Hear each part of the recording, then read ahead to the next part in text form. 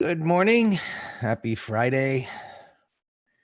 And we're starting off here a little neutral, I guess. Obviously Amazon having somewhat of a negative effect on the NASDAQ somewhat. I mean, it's up here, but I think it's bouncing. We'll take a look at that from some support.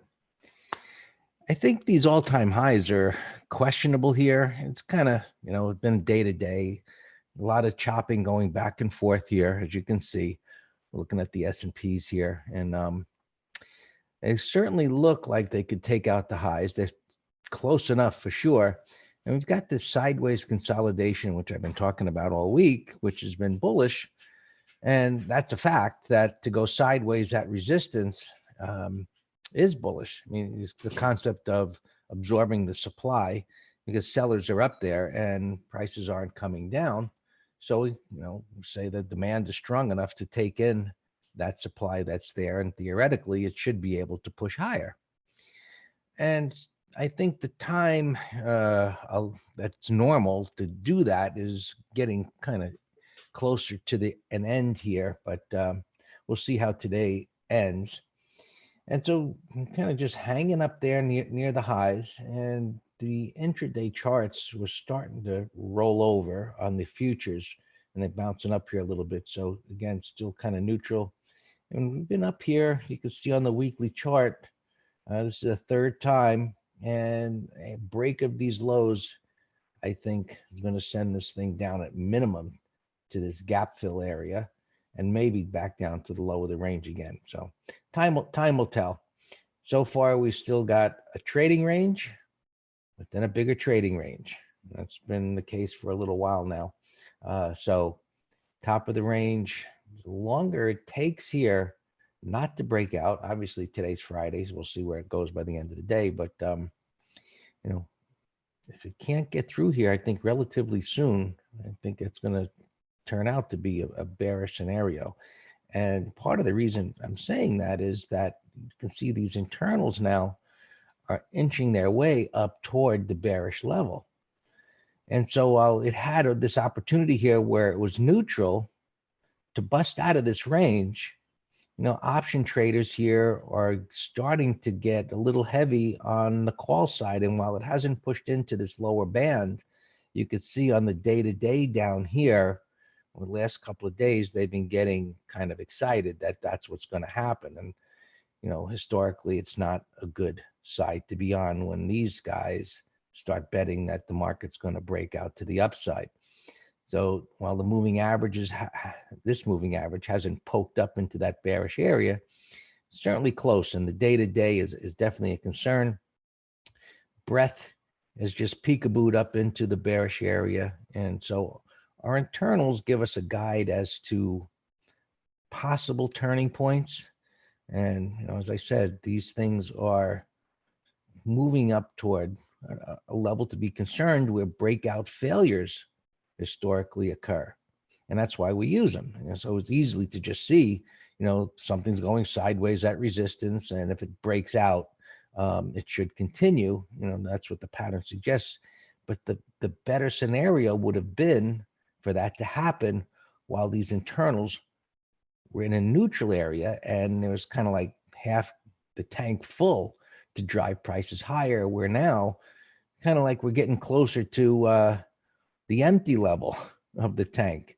So I'm not saying it can't break out, but it might result in a quick reversal. So we'll see what happens. If today ends with a big red bar, well, I think that we all know what that's going to mean or suggest. So we'll see where it all goes. Let's look at the ETFs. That's a bad tick. I'm surprised they haven't fixed that, but same story. Trading range going on there. Obviously, the one showing relative weakness compared to the S&P, since it's not as close to the top of the trading range. Spiders, you can see same as the S&P, but just going sideways there. Qs, kind of the same, give or take, but look, green bar, nothing. Red could have resulted in a breakout, didn't break down, back up, gap up, back down, back and forth, and you can see the trading range there on the hourly chart. And so with prices up at the top of the range, it leads me to think short them this morning since we're up at resistance. Now, obviously we all know about the Amazon miss here, and that's certainly a negative.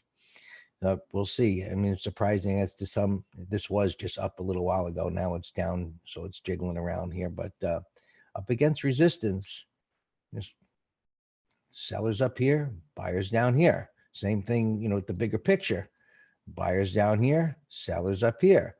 And as we've talked about, it's going sideways up here, refusing to go back down, and that's bullish, but it's not breaking out. And so maybe today is going to be a return to the bottom of the smaller range. We'll see how it unfolds. S&Ps, same story. Just kind of churning up here, and repetitive, but sideways trading range, resistance up there, a little bit of support. We don't have any kind of a shock pattern here. So we'll just see what it does at the open.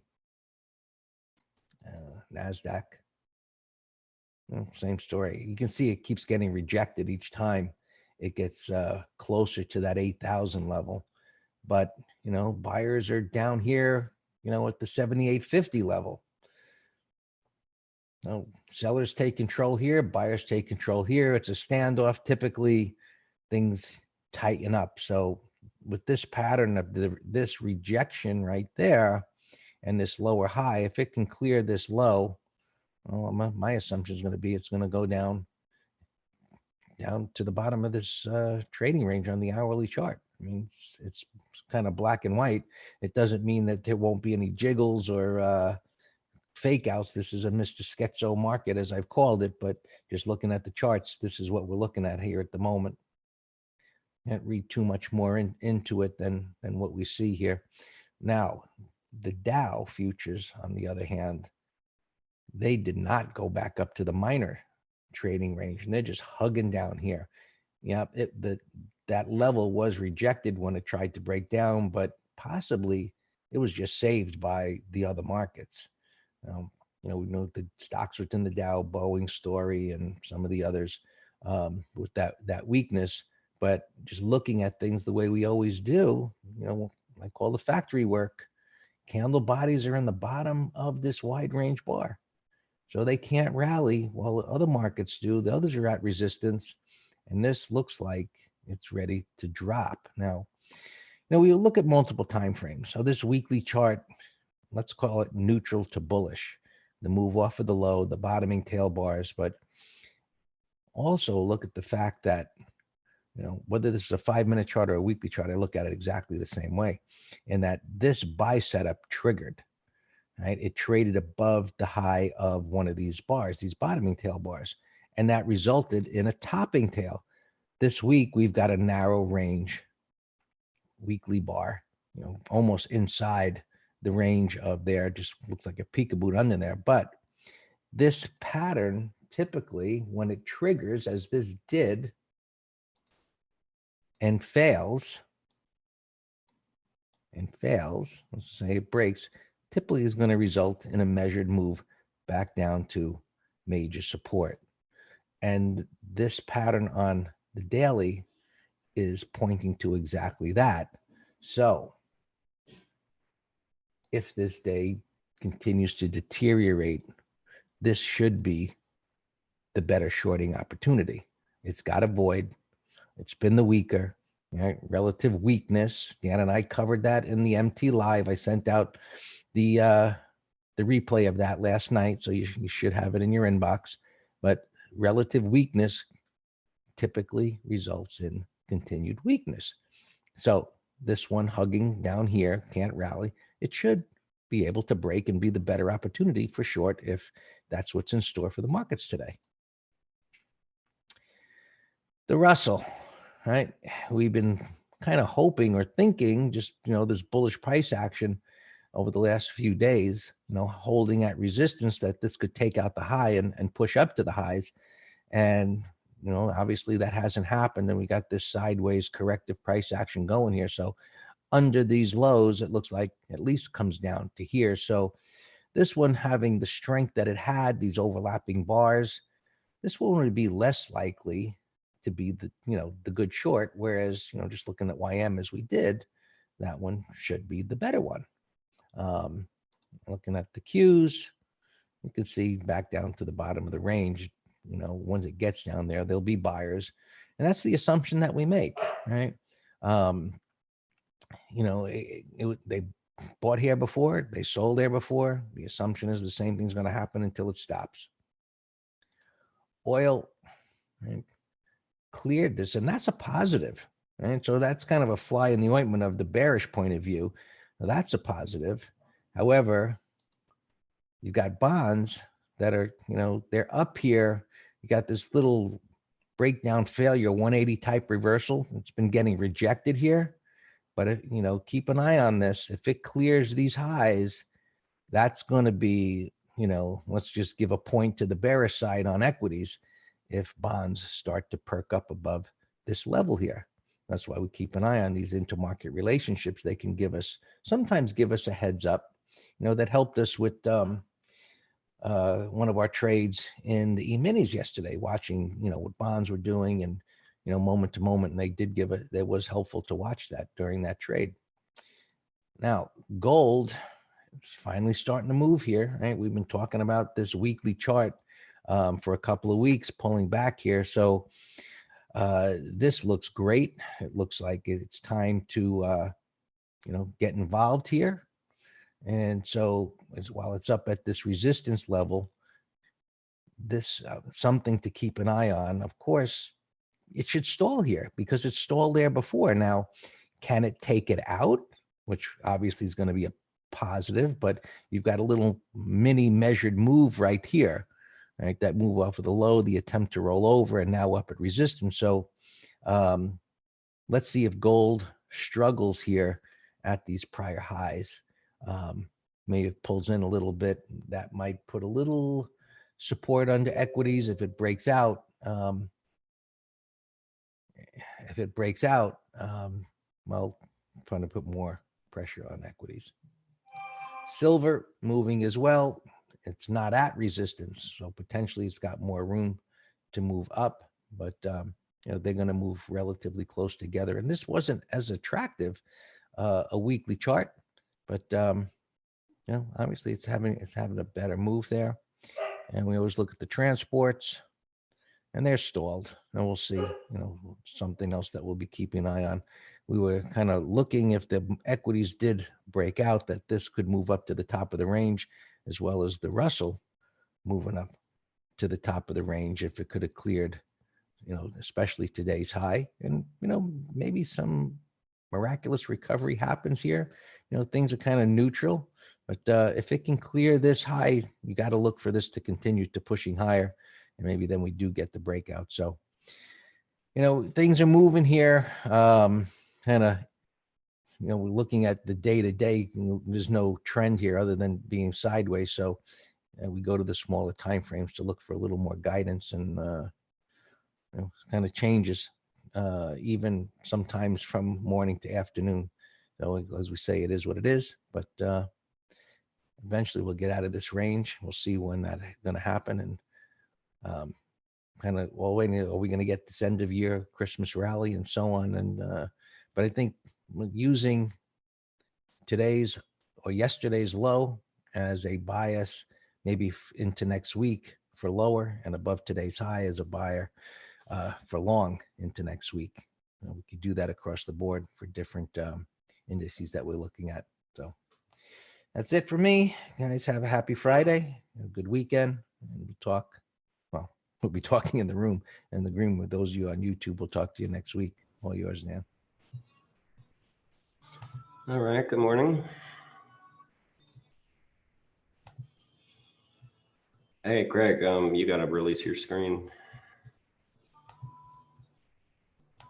Got to do what? Release your screen. Oh. Also, you're talking about transfer of supply. So we really need to do an MT live on that concept because Too complicated for MT Live. really, You're gonna make people's heads spin. Too many questions. all right, because all right. I don't, all our opens look fine. We're going to have to roll some covered calls today, so I'll keep an eye on those. NVIDIA's up with Intel, and we're short the 197 and a halves, which is fine. So we'll just roll them to next week's.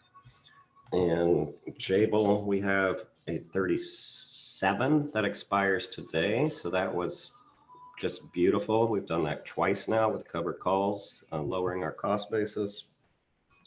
And below, we have a covered call that expires today. We're gonna have to roll that one. We have a lot of great positions, but there's so many gappers. Unless you all have a specific question, let's look at the gappers instead of opens. I'll go through them all within the first hour.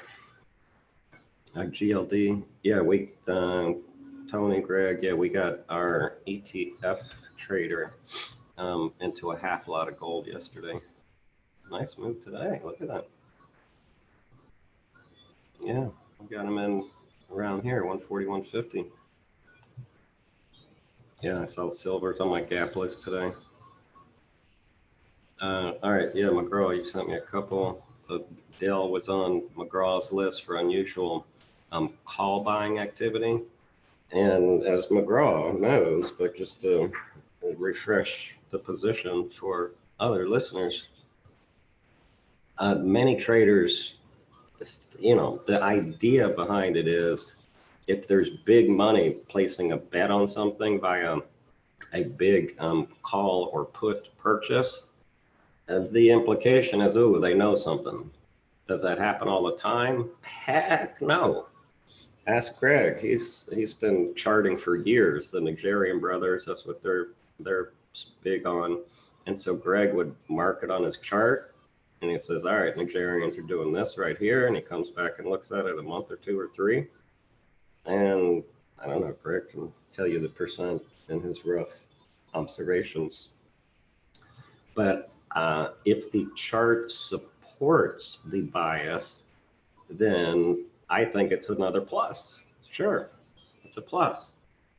But I would never blindly just say, oh, there's big money involved, so I'm going to go ahead and buy it if it's a garbage pattern. But this one, Dell, this is very, very sloppy. These overlapping bars, look at that. That is slop, slop, slop, slop, slop. But it had a breakdown failure. It had a retest here. It's a 50% retracement engulfing on the weekly. So we would be getting in on what we call, the basement floor, so to speak. Not after, many times McGraw gives me something that's up 8 bars. I'm like, what do you want me to do with that? So at least this confirms it, McGraw. So we can take a look at that later. All right, bunch of earnings here. 2050, that's a bearish gap, but yeah, I don't care what they are doing. All you got to do is tell me unusual bullish activity, and then I'll just go to the chart. That's all I care about.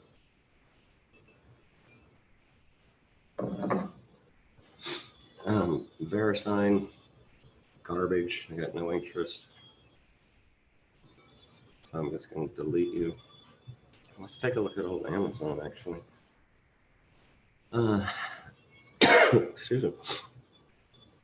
So I remember McGraw and Debbie yesterday were saying they thought this was going to launch higher. And I just don't play that game. I don't make bets into earnings. So when you all were saying that, I'm like, I got no freaking clue what Amazon's going to do. None. And so it was gapping down $100. It's whole, buyers here at 1670. And it's really, I don't know where 1670 is coming from. This prior low, 1685. So it's really, they're kind of just stepping up in the middle of no man's land. But as you know, on gapping earnings trades, I use pre-market data, provided it's liquid, of course. So if this 15-minute chart, this is bullish so far. They stepped up in the middle of no man's land. If it can now come up, come retrace a little bit and give us a higher low double bottom, and the market's, well, I don't even care what the market's doing. This is going to be on its own page today. Then yes, Lawrence, that's what I'm talking about.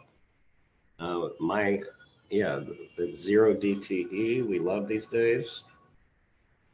So I'm just telling you what I would like to see. And I would love that to happen right at 10 a.m. 10 a.m. reversal. Spreads will be tightened. Still plenty of high volatility on earnings day. So yes, that's going to be a big watch for us. Intel here, another big gap. Wow. Remember we were talking about going core on this? Greg, it was right on this gap day. We actually did buy it. And I just didn't give it, I tightened this once this bar closed green like that, I moved the stop to that pivot. But originally it was under this bar. You all see that? I'm just going back in retrospect to see, I always trade review to see what we could have done differently. If it were genuinely a core trade where you were going to purposely hold into earnings, then you would have kept your stop there, or even under this red bar. So now that's a bullish gap breakout. Let's keep an eye on that today. Oh, I have them here in the bottom right. 116, this is a bearish gap under these, so that's a shock pattern. The bulls in the last two bars are getting shocked. That could be a bear call credit spread candidate. Juniper 2557, this is a bear shock, right? So this is, and I'm always working on a couple MT lives, so I grab charts and just throw them in there. This is an example of a bullish gap over resistance, over red bar shock, red bar ignored. My only problem is I don't know what my target is. It's sloppy. You got the 200 there, but it could set up for a day trade long. I can't tell where you're capping. We'll come back to you. Flex, $10. I'm just going to delete you. CLS, I can't tell where you're gapping. Cypress, this is a buyout, right? That's trading like a buyout. So you're going Valley, one of these little commodity stocks, 1189. That's a bullish gap. That's another shock gap breakout.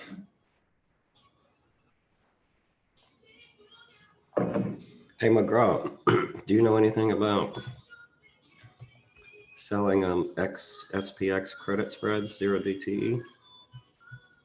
I think that's something we should keep an eye on today. Wern is not a thing. All right, well, you're in the right place then. Look at this beautiful breakdown failure right here. I love just looking at charts and seeing where would be a great no-brainer entry. Look at this one here. This is a bear gap breakdown that closed with an engulfing. Here's a red, kind of a bull flag and a retest, and then it went sideways for 3 days, a 1, 2, 3, and then gapped up, and then went sideways some more. Look, there's a lot of interesting spots to get on board Wern. We'll come back. A lot of these don't have volume, so I can't make a prediction. ALK, when we were looking at airlines, I was looking at AOK on that gap day right there, 10-11. And then it just, was sloppy. UHS will come back, no volume. This actually had a bullish close. If it were to open flat or a little bit up, this had room to 330, 340, but we don't care about that anymore. 298. So this is a bear call credit spread candidate. CERN. We'll come back. Amazon's still moving uptown pre-market. I guess people are thinking it was a value down there. No pattern. We'll come back. See, I'm looking for tier 1 setups. Visa, that's trading sloppy. I'm always trying to winnow down my list here pre-market. Cough 90, 80. We'll come back and I'll winnow these down a little bit more later. 5150, so it's down here. That's a bearish gap. So this McGraw is might be a beautiful bear call credit spread, because now we got, it's actually a bullish head and shoulders that's failing. So we got all this resistance here. I'm going to put that in a window on my other computer. Hey, Debbie. SWN is that's a mess. I'm just deleting you. COG. This was one I've been watching. I didn't know it has earnings. So maybe 30-minute high, bottom fishing. LEA, garbage. Deck. We were trading that in here. We bought this breakout right there. And actually, because it had earnings, we sold it on this day because I knew earnings were coming. PSX, oil stock. I remember Alex was bullish on PSX. Man, that scares me. And I like my VLO better. Alex, I think I beat you on return. I was in it this day, Alex. Calculate the return like we were having a race, VLO versus PSX, and I was. AFL's now gapping up. Yeah, so I just like the pattern of VLO better. All right, Amazon. There's no way I'm chasing.